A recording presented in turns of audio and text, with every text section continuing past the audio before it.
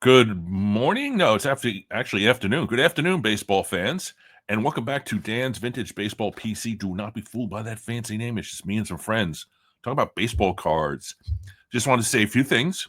Happy Father's Day to everyone. Everyone has a father or is a father, and it's a special day for me. I have 4 children, and they made this shirt for me a couple of years ago. Dear Dad, great job. We're awesome. If you know some of my kids, you know that's a joke. But anyway, um, so happy Father's Day to all my viewers, and in particular, my guest today. So I completed the 1954 Red Heart set.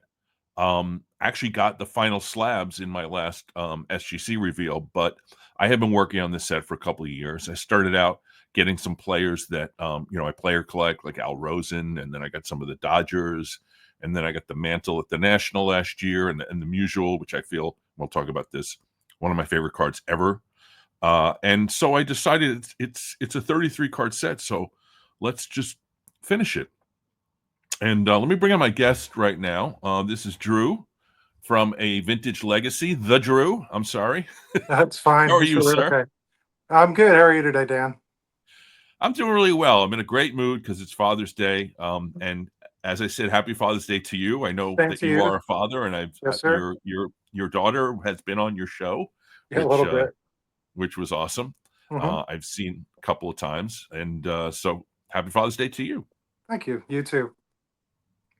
So you and I'm a big fan of your channel. I like the sort of thoughtfulness that you put into your collection, into your videos, and how sometimes your videos are thought provoking, which I feel is really kind of a cool thing. And of course, you have an excellent collection. And I was happy to meet you at the National last year. So why don't you tell us a little bit about like your start in the hobby, going back to like little Drew. Little Drew. Well, um, the first cards I ever got were 1978. I have an older brother who had an accident. He was in the hospital, and someone brought him a box of baseball cards. We had never seen baseball cards before, never even heard of them. And so we poured through those cards for years, and I never saw another even card until about 1981, and never actually purchased a card until 1986. So those 1978s were everything to us, but as time went on and I got older, I was a big baseball fan and I loved it. And I started really enjoying, like a lot of us, learning about baseball from the backs of them. The pictures were great, but I wanted the statistics. I'm a numbers kind of guy. Well, as time went on, I picked my fans. I'm sorry, I picked my favorites and my players and all that stuff. And I collected like most of us did for quite a while. Vintage seemed impossible to me. It seemed expensive. I would look at a Beckett and it would say $2,000 for a card. I would forget that. I'm trying to get a $10 card, that kind of thing. And but I didn't go to shows. I didn't see vintage anywhere. There was some local shops, but they all had the modern stuff at the time. Through the 80s and 90s. And if there was vintage, I really didn't pay attention. But fast forward a while, eBay came out and online, and all of a sudden, I found out two things. First of all, vintage was a lot more available than I thought it was, and second, it was a lot more affordable than I ever dreamed it could be. And I remember the Hmm. first vintage card that I bought online was a 1962 Topps Stan Musial. I couldn't believe I owned an actual Stan Musial card from when he played. I knew all about him and his career. Well, it just exploded from there, and I was buying this, and I actually built a set, and I had no direction. So finally, I ended up putting together a run of playing days from every Hall of Famer from 1900 on. Took me years to complete it, but I did complete it, and then within a few years, sold most of it off. Kept a few key cards, but it was the chase. And then I was like, I had done it, and I wanted to do something else. I built a few other sets, and I started getting to some player runs, and we'll get into how those player runs started me on the path of the Red Heart set. But and then just continued on, and now I've fine-tuned my collection. I'm trying to fine-tune it to be very specific on the cards I have. I don't accumulate a quantity. I'm really getting only one card at a time, and it has to have a lot of meaning to me of why I want that card and within my collection to represent within my collection. So I do a lot of study on the player, the set, the team, or whatever before I decide, yes, that's a card I want to add. So that's kind of where I am right now. But there you go. Well, that is that is a great way to do your collection, is to make your collection be meaningful to you, because why else would why would you want to have particular cards? And I'm sort of having this constant rotation of, do I want to keep this card? Does this card meet my set? Does this card meet a set? Does it meet a collecting goal, Hmm. etc.? So yeah, I totally understand that. And as you can see, there's a lot of stuff behind me. So Hmm. I got a lot of different arms and different aspects of my collection. But I do, it doesn't look like it, but I do actually curate. Let's put it that way. So 1954 Red Heart, which is our Hmm. subject today. Tell us about your your journey to complete that set, from the time you started it and then got some cards and then decided to complete it. Okay. Well, like I just mentioned, I picked a few players that had a good story, and I wanted to get every one of their cards. So I had done Roberto Clemente, I had done Sandy Koufax. Again, great stories within like their personal stories, and then within baseball, and then the hobby. But remember, the first vintage card I ever bought online was that Stan Musial. Well, I'm Yep. going to get Stan Musial. This also, I got to say this. This was a long time, 15 years ago or more. Card prices were not what they are now. So I start picking up Stan Musials, and it wasn't Yep. hard because there wasn't a lot of them. You had a few early ones and that were more expensive, and then the later ones were very inexpensive. Yeah, they And there's still this are. gap. But I had gotten all of them, including the Leaf. And that's still probably my favorite card in my collection, if not one of my, at least my top three easily Yep. that I have is that Leaf Stan Musial. It's a beautiful copy of it. But anyway, but I picked up the Red Heart because it was a mid 50s copy of uh, of a Stan Musial, and there just isn't any tops or Bowman for the that little span there. So I had that, and that was the only one I had, and it satisfied that Stan Musial collecting. Well, I have a friend who is a collector, and he is a tops only collector. He does not collect Bowman, Leaf, any other company, only tops. But he does collect Mickey Mantles because his dad's favorite player was Mickey Mantle. So he had the Red Heart Mickey Mantle. Well, on Net 54, someone had posted another one that was in nicer shape than the one he had, and he wanted it bad, but he didn't have the money. So he reached out to me and said, "Hey, Drew, you have any interest in buying this Red Heart Mickey Mantle from me? I'll give you a sweetheart deal on it." And I said, "How much?" And so here it comes, $125. And I was like, I'll scrape it together, and I did, and I bought it because why wouldn't you have that? You know what I mean? Well, And the copy, and you'll see my copy in a little yep. bit. But it's actually a really nice copy. But he wanted one that was nicer. He's a dead centering kind of guy. Mine is not way off center, but just enough to make it annoying for him. So that was enough to help fund his. He was happy. I was happy. And now I start looking at the set. Set's not big, and I have the two key cards, and I'm like, well, shoot, who else do I like in the set? Because I really like the cards. And I Yeah. started picking up, well, this guy and this guy, they weren't so expensive. And again, everything else at that point in time was double digits and under. Like you could get all of them for under $100, unless you're getting high graded ones. So that's how I started it, and I started piecing it together. And before you know it, just like you, I'm like, well, why don't I just Yeah. complete this set? It was the first set that I ever completed that I was very specific not to get ones that were just dogged up. I had put like a 55 top set together, and a lot of them were just dogged up, creased, and all that other stuff. I didn't care. This time I'm like, I'm going to be very specific, and I'm glad I did because I love the set for so many reasons. But the fact that it's for my condition range, it's in nicer condition than most of my other cards were at that time. Yeah. Well, we're gonna see that. If you knew what I spent for my mantle, and it's not nearly as nice as yours, Oh, really? it, it's it's making me a little upset. No, I'm kidding. So let's the basic facts. Okay. 1954, Hmm. great year for cards. Red Heart is a dog food company, Hmm. and they're manufactured by a company called Morel, Hmm. which you'll see Morel, actually Morel Meats do cards later in the decade and into the 60s. Um, but they decided that they wanted to promote dogs and dog food, and it's a culturally significant um, concept that dog food became kind of a thing in the early to mid 50s, because people came home from the war. the boomer generation, buying your suburban house, getting your 2.5 kids, and now you have a dog. And so Mhm. dogs were like had become like kind of a cultural event in the Mhm. 1950s, and dog food in 1954 was kind of a big deal, and it was kind of one of those things where I feel like um, it's not only significant for the baseball aspect, but it's significant for the cultural aspect. I agree. I agree. Dogs started to become part of a family and not just something you had for a warning system or like Yeah. neighbors or hunting or whatever. They weren't just utilitarian, they became part of the family in that era. So you're right. And you'll get into this, I'm sure, but this was canned dog food, which is that's a premium thing when you're buying a pre-canned something for your dog at that point in time, as opposed to just scraps from the table or however else people fed their dogs at the time. So it's a 33 card set, comes in 3 sets of 11 cards each. Hmm. And you have the original advertising, which I'm really excited to get to. Hmm. And when we start the slides, we'll see them about halfway through. But each set is a different color background. There's the red, the blue, and the green. So let's bring up some cards. That'll help. So 11 cards.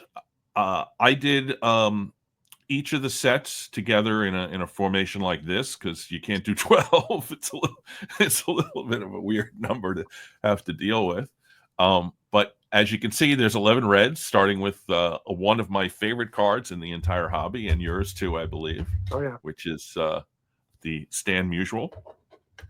Um, so another aspect of this set is that and we'll get to it. There are 12 Hall of Famers, but there are a lot of historically relevant players here. For Hmm. instance, as you mentioned, Carl Erskine, Hmm. who has a really terrific card, and we'll see your example in a little bit.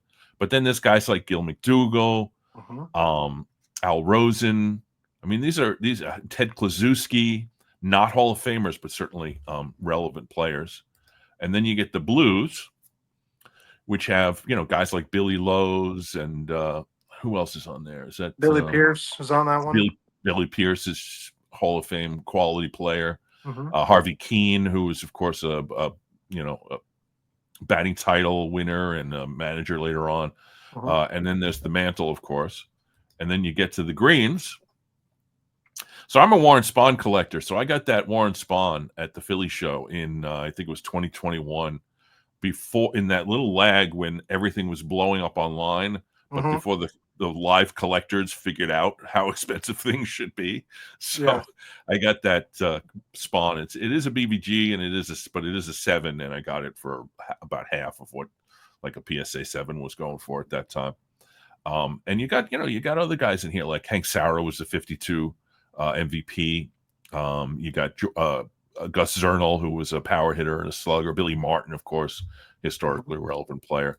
And then you got 12 Hall of Famers, Hmm.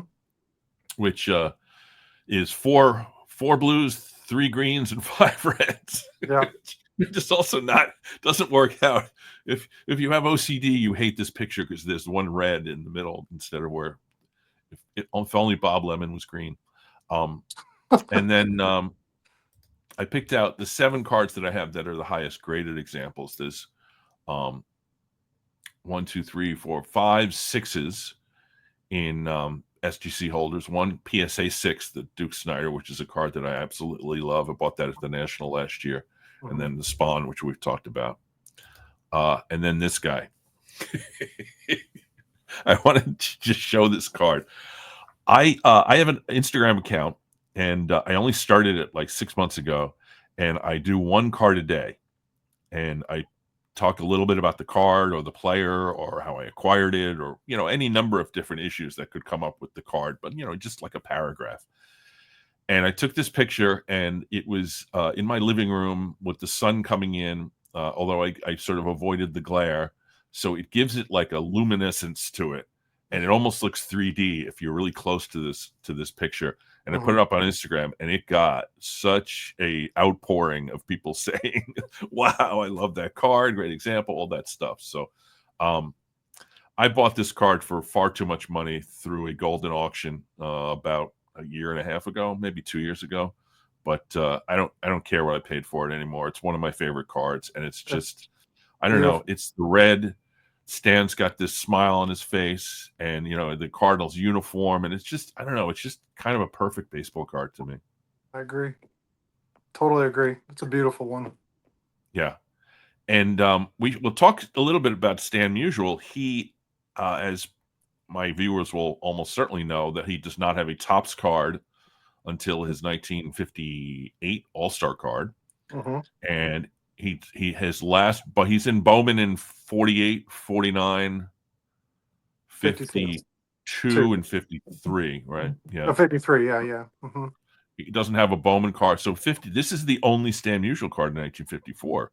Unless you want to talk about like this, the Spaldings, and there's a few other Red sort of Man. oddballs. Yeah. Yeah. Hmm. But so I just absolutely adore this card. So here here you go. So the I I knew I was completing this set. It's 33 cards. I knew I was eventually going to complete it. So I've been thinking about doing this show for a long time, Hmm. and I never quite had the right person to do the show with. And then all of a sudden, I'm watching your channel, and you did a video, I don't know, a few months ago Hmm. about the new display The rack. piece Yeah. that you Hmm. that you put together, the rack. Hmm. Um, and so tell us a little bit about the story, because you originally had this set in a different display cabinet. Yeah.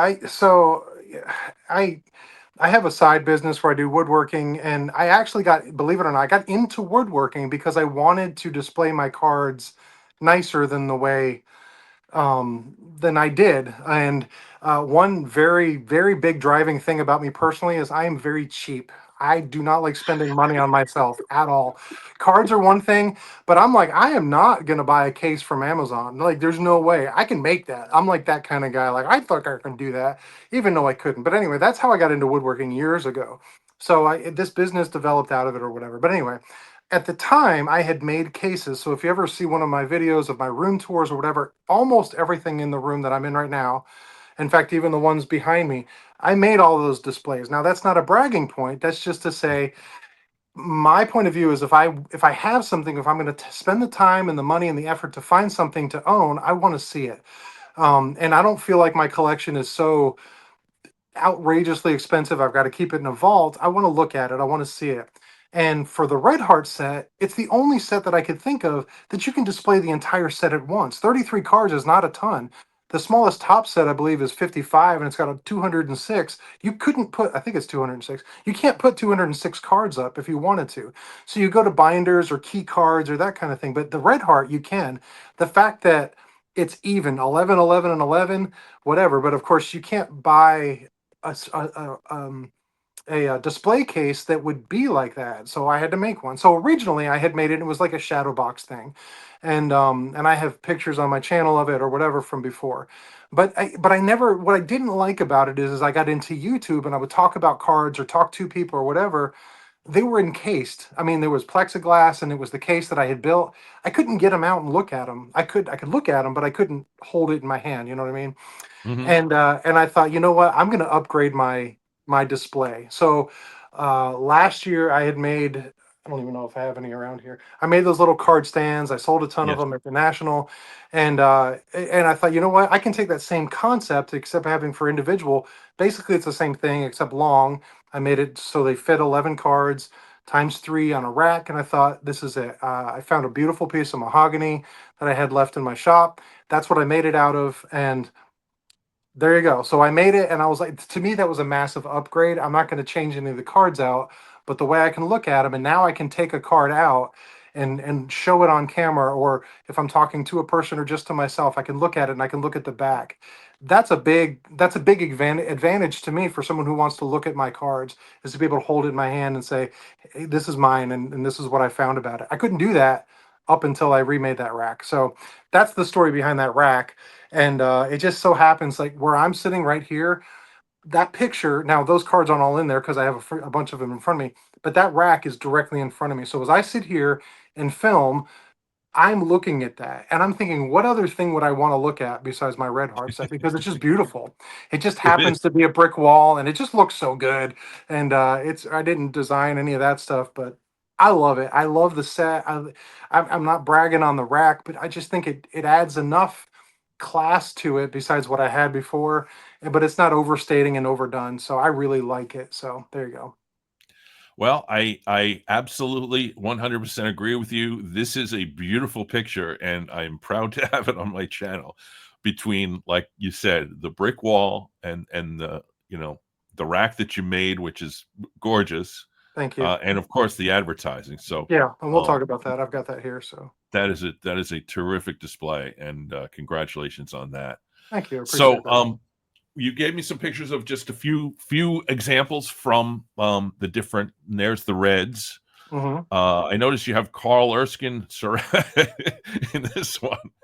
Well, Now, go. Can you go back and I'll explain sure. something. Okay.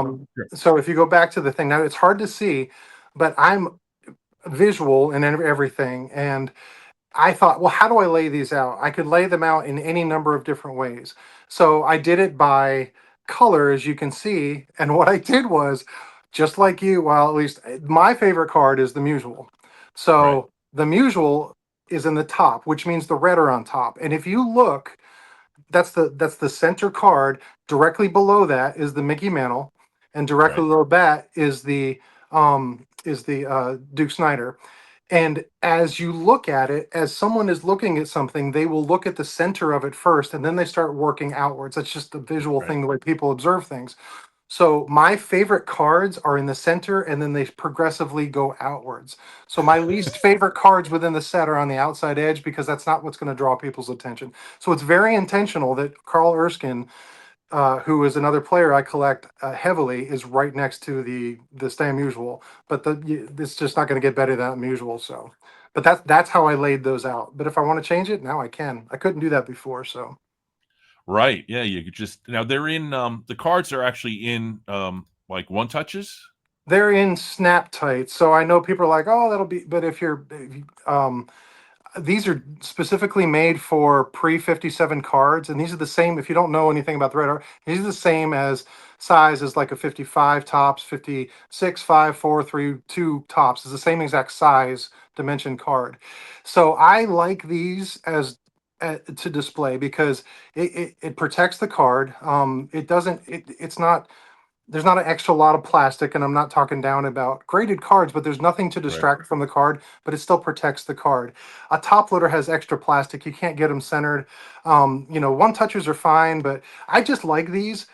Yeah. The downside of these, which somebody will probably comment, is if they fall and land on their corner, they can pop open. But I don't throw things at it.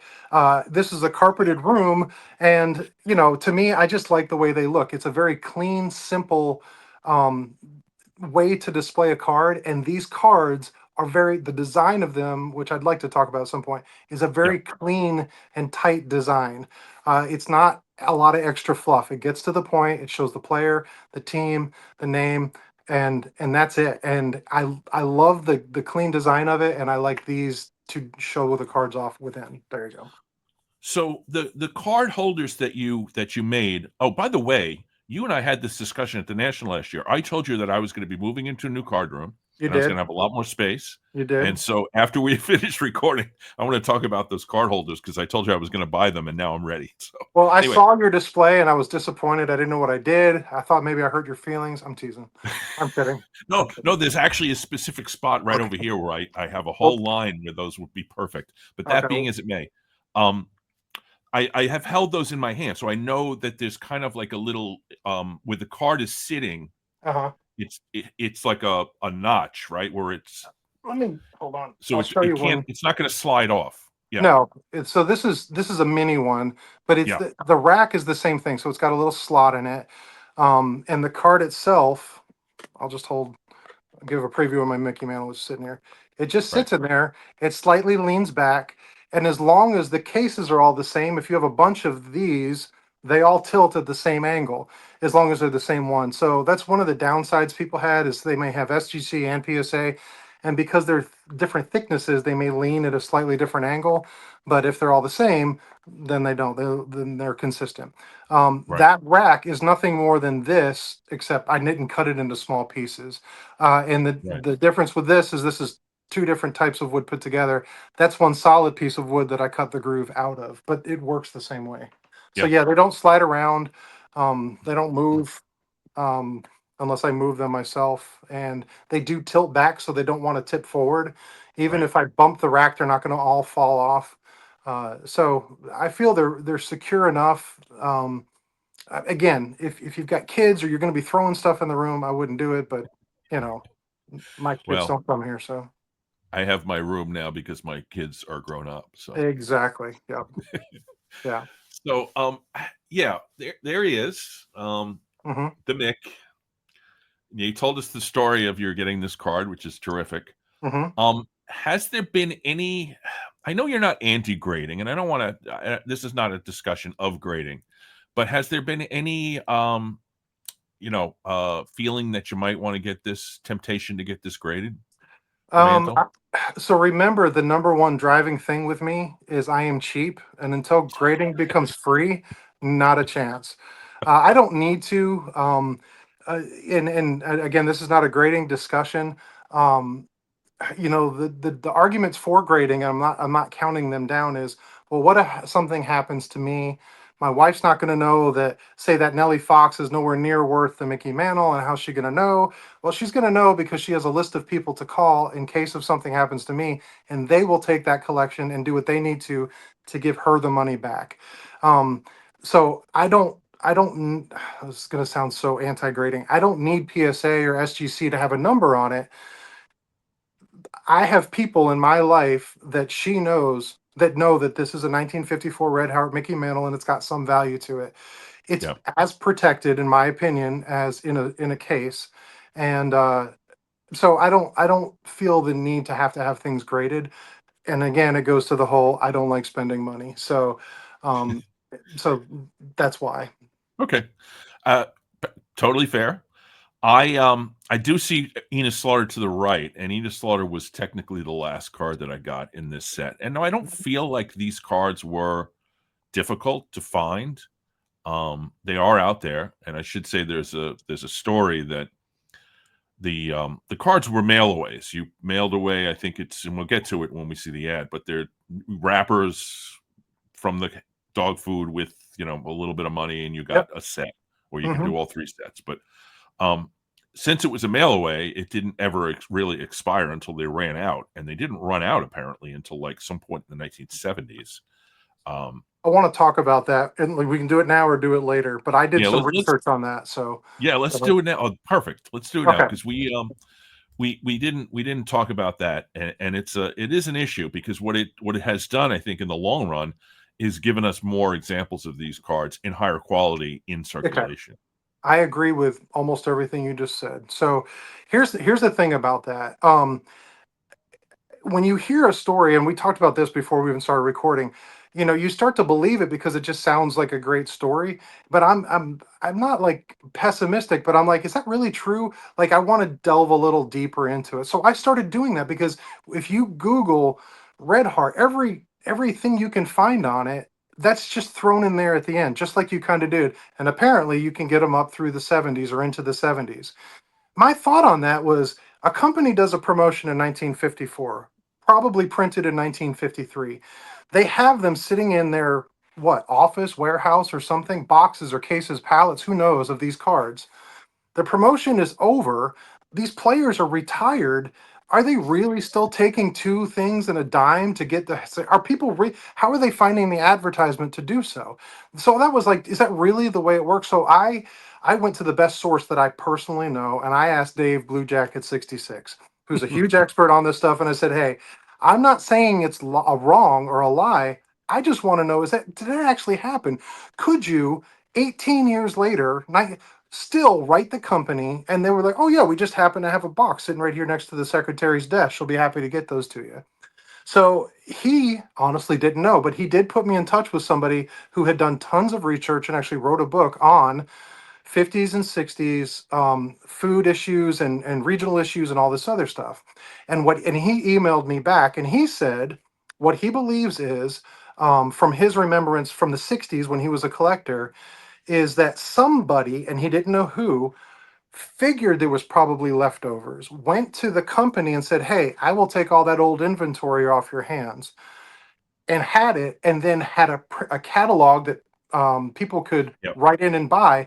He was the one selling stuff into the 70s because he's the one that had it all. So you could write him through his catalog, but you could also do the same thing for other companies or other sets or other cards that you might want. He was a card dealer that had just gone back and purchased all this stuff. Now, it's possible that they did still have some. Maybe they kept a case of them, and in case anybody ever wrote. But who would still? What kid? Think about this. In 1969, they weren't born in 1954, so they're not going to know about this promotion. And people that were kids in 1954 more than likely aren't going to care that much. Card collecting wasn't what it was, or is now. By the time they're in their 20s, to be like, I wonder if I can get those cards that I saw one time back when I was 9. You know what I mean? So more than likely, you could get complete sets still, but it This probably was not through the company itself. It was probably through a vendor who had purchased the excess. So that I did the research on that one, and I found that fascinating. And there's your I scoop. see, this is why I love your channel, is because you can take this stuff, break it down, and I'm in my head thinking, of course, the numbers don't add up, and you're right. You're absolutely right. And there were a lot of these, and I was speaking to the dealer Bill Chappell recently, and he Hmm. and at the Philly show, and he was talking about these magazines that he had from the early '70s, where you could mail away and get sets from Hmm. like earlier in the decade or even in the '50s. Sure. And so at the next time I see Bill Chappell was Strongsville, he had brought the magazines with him. He remembered our conversation, Hmm. saw me, and said, "Oh yeah, I brought those magazines. Why don't you take a look?" And sure enough, and I had a little bit of experience with this with baseball. Baseball Digest used to offer you old stuff, and Yep. some of these other card magazines like Cardboard Collection or whatever it was called, the one that Keith Oberman was involved in. You could do it. You can order through that. But to me, that's exactly what that magazine that Bill Chappell had would be. That guy would have the 54 Red Hearts in that kind of a magazine. So Yeah. that to me is you nailed this the what I think is it actually occurred. So Yeah. The thank person you. that the person that emailed me, he said that you could buy a set of one of the colors, so one of the three different series, and it was 4.95 plus a little bit for shipping, and you picked your series. So it wasn't any different than what Red Heart was doing, because when you would mail away originally, you would pick which series you wanted and they would Right. send it to you. It's just you weren't getting directly from Morel Meats anymore. You were getting it from a distributor that had purchased out all the stuff. And you probably didn't have to put the dog food Now they didn't care labels. about the dog food label. I can't imagine, some card dealer in 1967 is like, oh, good, two more dog food labels. But Well, yeah, more dog food labels. So, so here's the green, and yeah, you put Duke in the middle. You didn't put Spawn in the middle. So yeah, but uh, the Dodger guy, and yeah, I don't know. Maybe I should move Spawn a little closer to Duke, but the spacing wouldn't have worked. But yeah, how do you pick? You know what I mean? yeah, yeah. Um, but yeah, being the Dodger guy, I had to go with Duke in the middle. That's a great picture of him, but the Spawn is just as equally amazing. So. So that's the back of the mantle card, and we'll get into Mhm. the backs a little more because you have some more examples of this. And I really like your description of how this back on your videos when you discuss the Red Hearts, how this back is really kind of well put together. Mhm. Yeah. So we could talk about the back design, and then the reason I showed you the mantle versus anybody else, because I thought this was funny. And again, I can't prove anything I'm about to say, but it's one of those things that stuck out to me. I thought, well, that's odd. But anyway, as far as the back design, remember, this is not a card company that year after year after year is trying to produce a new card design. But they nailed this thing. They got a great header up top with the baseballs around the name. They've got a nice little bio, not too much. All of them have a little bit of statistics about who they are, what they're doing, or whatever. And then it breaks down different types of statistics in different boxes based on, and you'll see another back in a second when you show probably the next one. Compared if it's a pitcher, the pitchers had Yep. different backs than the batters. The reason I showed the mantle though is as you read through the backs, and you're going to do this after we get offline, I guarantee you. If you've never read the bios, all of the bios are very generic. Oh, this great pitcher and this guy, and he hit this, and one time he hit a triple, whatever. Mantle, for some reason, it's like the writer did not like Mickey Mantle because Yeah. I'll read it. Yep. I've got it in front of me. It's the only one that says something slightly derogatory and not terrible, but still. But it says he's a great home run hitter, but like many other heavy hitters, he strikes out quite frequently. And I thought it's the only negative statement on the back of any card. What did the guy have against Mickey Mantle? I don't know. But I think that's funny that out of 33, 32 of them are very, glowing reviews. But Mickey Mantle, well, of course he strikes out. He's a heavy hitter. And I don't know. Maybe he's a stolen base kind of guy. I thought that was funny. That's all. That's why I put that on there. No, and the other thing, the thing I have read this bio is that they talk about his bum knee in here, which I thought was kind Oh, of, yeah, that's true. and then his 53 stats are not terrific stats, even though they won the World Series in 6 games.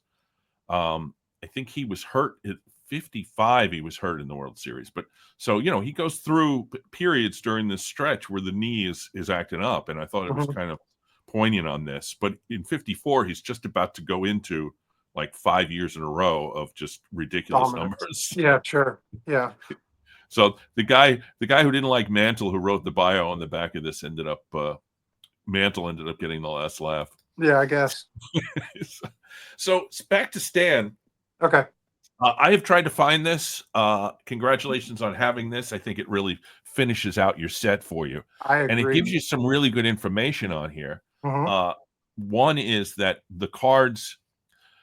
the sets do have numbers. Like reds is set number 1, blue is set number 2, and green is set number 3 Hmm. on here. It also tells you how you can go about getting them, and I think it's actually I say 2 wrappers. Maybe it's 3 because I got 3 cans of dog food there, It and then we got a says, picture. I'm sorry, enclosed 10 cents and two red heart labels. 2, It okay, says that. yeah. So, yeah. And then you got Stan as like the spokesman Hmm. here, which I wonder if that factored into the fact that he didn't have a Bowman or a Topps card in 54, that Red Heart was willing to give him enough money to be the face of this promotion, whereas the other companies probably didn't offer much money at all. Yeah, I don't know if he was paid by the company or had any contract. I've seen three different types of advertisements. This one that I have. There's another one that's very similar that has Stan, and then another one that doesn't have him. So, but what in saying that, there's not another player that's a spokesperson. I've seen Stan, and then that's it. Yeah. So I don't know, and I don't know if how well you can read it on the picture, but down in the bottom, that's Stan Musial in his hunting gear next to his dog, talking about Yep. down the bottom there. So yeah, it's definitely a Musial endorsed type set. Oh, yeah. It might be a good time to mention a mutual friend of ours, Alex from the Bowman 53 channel, Yeah. did a really wonderful video when he got his Stan Musial, and he did talk about Stan, and he showed some pictures of Stan Musial as a hunter. So he Hmm. was really he was into hunting. So obviously he had a hunting dog. So that's I guess that ties in with the I'm assuming he was a dog owner and a dog fan. So that kind of ties into his decision to have this be like his only card of that particular year. Yeah. And I will link to Alex's video below, which is again a fantastic video, as most of his video or all of his videos are. They really are. So Yeah. this is a little more of a close up, and yeah, you can see that Stan Musial with his rifle and his dog, Hmm. and then there's the 3 sets, Yeah. uh, and then so you get to this, which you could get set 1, 2, or 3, or Yep. all 3. Or all 3. Hmm. Yeah, and that's one of the things I've heard people say that and they're listed that the red hearts are short printed. There's less, not the red hearts, the red background set. There's less of those. So those carry a slight premium over the other two sets based on the types of player or whatever. But my thought on that is, but they could choose 1, 2, or 3, and the red has Stan Musial in it, and that's his advertisement. I mean, if you're a Yeah, kid and you're looking, you see Big Stan Musial's head. You know what I mean? So and they list right next to it the names of all the players in those sets. So yeah, yes, I know that set number 2 has got the Yankees in it, and of course they're in the middle of their '50s run and all that stuff. but it's not like the other players, except for Musial, are slouches. There's great players from all different areas in all three sets. It's fairly well distributed from what I remember. Um, Yes. but uh, but for they say that the red is there's less of them. I don't know if that's true or not, but I don't know. To me, what I had heard originally, or I think I had read this at one point, is that they were mailed out based on your region in the U.S. But this advertisement disproves that because this ad says you can pick one, two, or three. So you have a basically the company has a 33% chance of what a kid is going to pick based on their preference. So I don't know if the Reds are actually in fewer numbers or not. And maybe you could look at pop reports and find out a little bit, but I don't know. That's just another one of those interesting things I've read, but according to this, it doesn't really add up. Well, I mean, I'm only one person, but my experience was that the Reds were just as plentiful in terms Oh, of, yeah. getting examples as any others. And the Musial is a pricey card, in large part, I think, not because it's a rare card, but because it's just It's of unusual. extreme, um what's the word for it? Demand, supply and Yeah. demand. It's Yeah. an Definitely. extreme demand card, because it's so beautiful. Hmm. And then the card that I couldn't find, my last card was Enos Slaughter, which Hmm. I think, I got it off of eBay. You can get any of these off of eBay if you want. But Hmm. um, when I was going around trying to finish the set in Strongsville, no one in that room had the Slaughter card. Interesting. Uh, and so I left Strongsville without it. But 2 days later, I was on eBay getting it. Finding it. Um, and you can buy these cards in holders, or you could buy them. Most of the ones that I bought, that I graded a lot of these myself, actually. Hmm. So Yeah. you can get these in raw examples too. Hmm. So this is your copy of one of our favorite cards. Sure. And the back of this is amusing to me because of the greatness that it talks about in such sort of just matter of fact terms. Yeah. It's and in 1954, Stay Unusual still had what 8 or 9 seasons left to play, maybe even Yeah. 10 actually, because he played through the '63 season, and Hmm. he put up significant numbers. And you can see he's got how many hits on this? He's got 2,200 hits, so he finishes with 3,400. He's Yeah. got 1,000, 1,200 more hits to get. But he talk about on this how he, all the different, and they're not glowing. They're just listing, They're just an listing. Yeah. LMVP, 4 times for this, 6 times for that, 6 batting titles, 6 slugging title. It's like, this guy, in the hobby, he's well thought of. But the fact that you said before you could get late '50s, early '60s Stay Unusual cards for For nothing. 30, Yeah. $40, or Yeah. less, is kind of ridiculous considering how great of a player he was. And I was sort of looking at the narrative as like not only that he's great, but that it's sort of expected. Like he's not like a up and coming guy. He's a guy No. who's been so great for so long. Well, not to go down a rabbit hole on Stan Musial, but something I find interesting. He did win three MVPs, and there's not a ton of people that have done that. But he won all three of his MVPs before they ever made a card of him. So it's not like he was winning them all through the 50s. He had won them all in the 40s before 19 before the Leaf and the Bowman and all those cards started coming out. So, he was a great player at the wrong time when it comes to card production.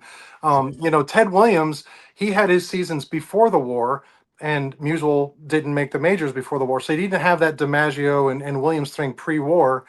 And then because post-war, he had already had his massive greatness. He was still great, but he wasn't in the prime. He wasn't the Willie Mays Right. and those guys that were in their primes. So it's really a bad timing, and I think that's one of the reasons he doesn't get the same recognition as he probably should within the hobby because he just kind of fell through the cracks on the wrong side of when his dominance was, so to speak. But anyway, that's But no, unusual. that's a good point. I should say he should have 4 MVPs because one of those years he came in second and he was totally robbed. But they gave it to his teammate who was a weak hitting shortstop, Yeah, Marty yeah, Marion. But the other thing about Stan, and I think he gets hurt in the hobby, a little off the.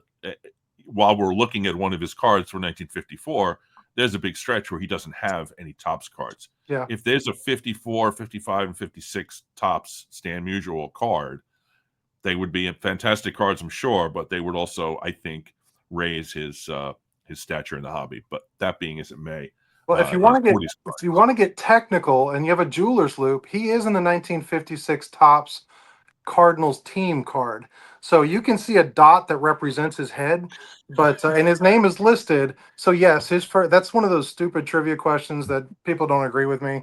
But the first time he appeared on Topps card was 56, technically. But anyway, that's a whole other side thing. Sorry. As you could tell, It's I like okay. musicals, It's so okay.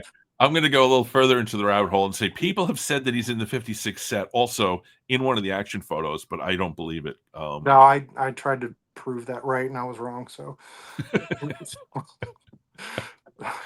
Oh, oh, so Erskine, you and I are of equal, not equal, because you're I would say probably a bigger Erskine guy than I am, but I'm definitely an Erskine guy. sure. And I think this card is maybe his best card, probably his best card. With the holding the ball with the fingers and the look, it's like he's about to throw you a curveball and you don't have a chance of hitting it. Yeah. Well, two things about this card with Erskine. He was a curveball pitcher, and he's holding that grip. It's the only card of the 33 that shows a baseball. I know Yeah, that's not a big deal, but I'm going to look for anything different. So, and I like cards that show players holding a baseball because if we look at a 50s baseball now, it's yellowed and old and aged. But when they're white, it's like the 53 Bowman Whitey Ford, and he's got that ball really close.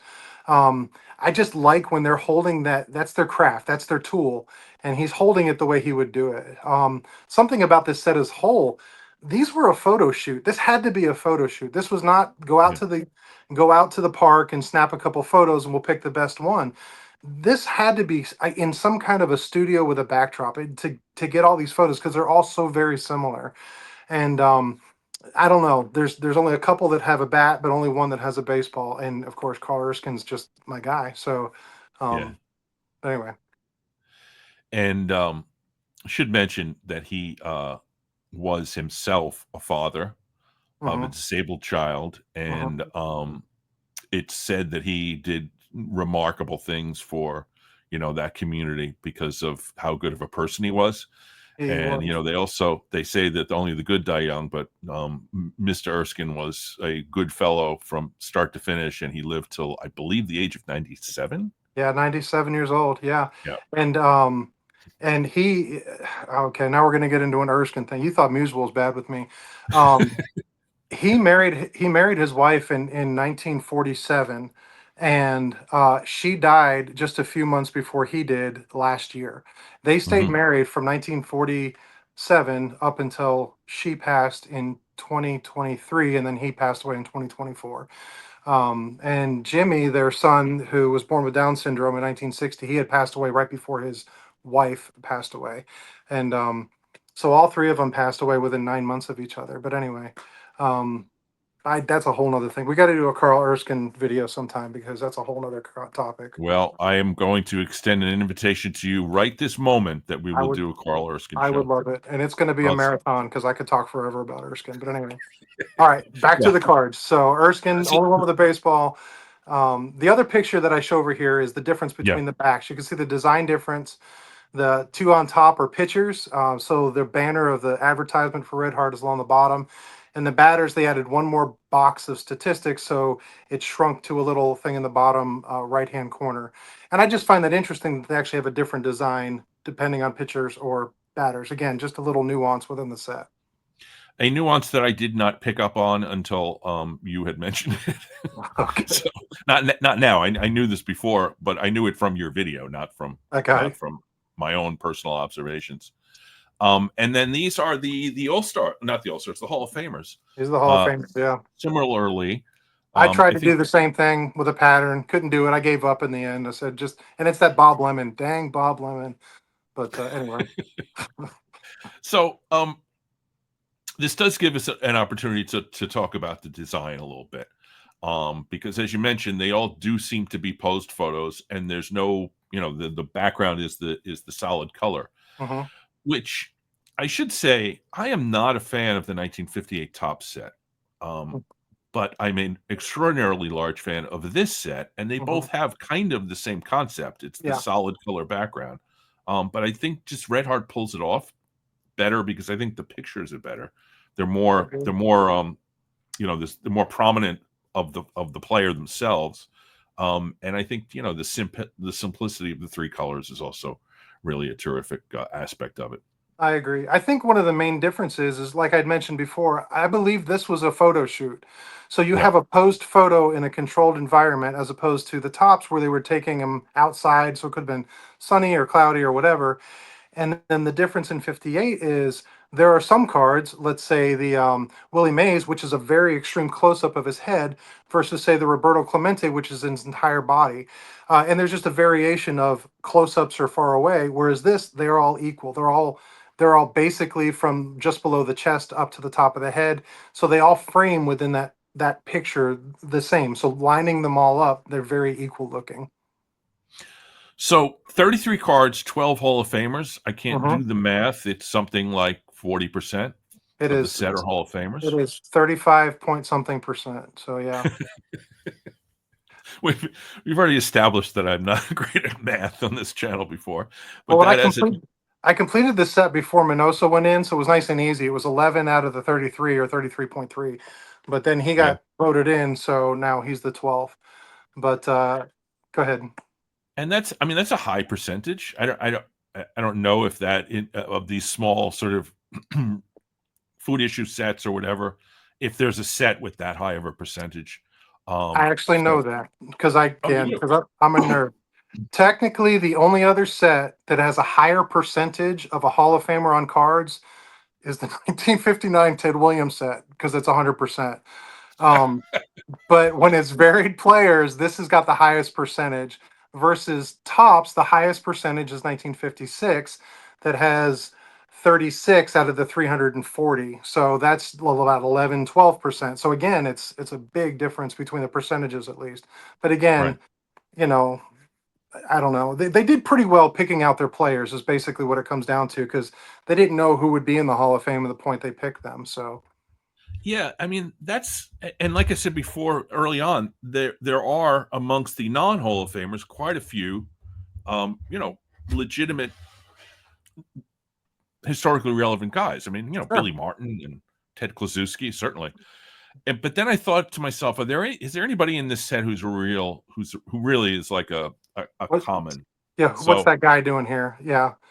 Go ahead. and I thought to myself, my meme is that there are no common cards. Every card has a story. Sure. And so I thought to myself, well, who's the least known player of these 33? And I picked out D Fondy. Okay, I I think picked D. out Frank Baumholtz, but So I did a little bit of a little bit of a D Fondy dive, so a D dive, and I found out that D Fondy, sadly enough, was the last batter in the last game at Ebbets Field. okay. So I didn't know that. That's pretty cool. He grounded out to Don Zimmer, who was playing shortstop, and that was the end of Ebbets Field. So that's kind of a sad thing.